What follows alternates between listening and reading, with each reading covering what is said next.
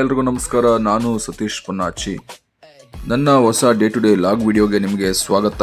ಇವತ್ತು ಬೆಳಗಿನ ಜಾವ 3 ಗಂಟೆಗೆ ಎದ್ದಿದ್ದೀನಿ.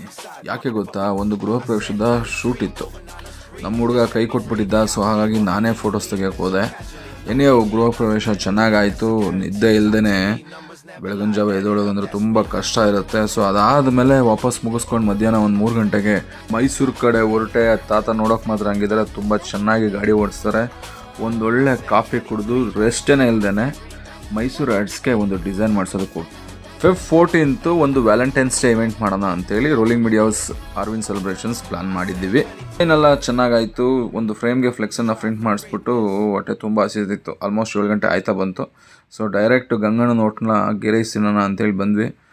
ಗೀ ರೈಸು, ಮೊಟ್ಟೆ, ಚಿಕನ್ ತಿನ್ಕೊಂಡು ಡೈರೆಕ್ಟ್ ಕಬಾನ ಹೋಟ್ಲಿಗೆ ಬಂದ್ವಿ. ಯಾಕೆಂದರೆ ಕಬಾನದಲ್ಲೇ ನಾವು ಇವೆಂಟ್ ಮಾಡ್ತಿರೋದು. ಸೊ ಇವೆಂಟ್ನ ಲೊಕೇಶನ್ ನೋಡಿಕೊಂಡು ಒಂದಷ್ಟು ಮೀಟಿಂಗ್ಸ್ ಮಾಡಿಕೊಂಡು ಏನೇನು ಹೇಗೆ ಮಾಡಬೇಕು ಅಂತೆಲ್ಲ ಪ್ಲಾನ್ ಮಾಡಿಕೊಂಡು ಅಷ್ಟರಲ್ಲಿ ಫ್ಲೆಕ್ಸ್ ಬೋರ್ಡ್ ಬಂದಿತ್ತು, ಅಲ್ಲಿ ನಿಲ್ಲಿಸ್ಬಿಟ್ಟು ಒಂದು ಫೋಟೋನು ತೊಗೊಂಡು ಸ್ವಲ್ಪ ಹೊತ್ತು ಅಲ್ಲೇ ಇದ್ದು ICC T20 West Indies England ಅನ್ಸುತ್ತೆ ಮ್ಯಾಚ್ ನೋಡಿಕೊಂಡು ಮನೆಗೆ ಬಂದು ಮಲ್ಕೊಂಡೆ. ಈ ವಿಡಿಯೋ ನಿಮಗೆ ಇಷ್ಟ ಆಗಿದ್ರೆ ಲೈಕ್ ಮಾಡಿ, ಶೇರ್ ಮಾಡಿ, ಕಮೆಂಟ್ ಮಾಡಿ. ನನ್ನ ಸೋಷಿಯಲ್ ಮೀಡಿಯಾ ಅಕೌಂಟ್ಸ್ನ ಮರೀದೆ ಸಬ್ಸ್ಕ್ರೈಬ್ ಮಾಡಿ.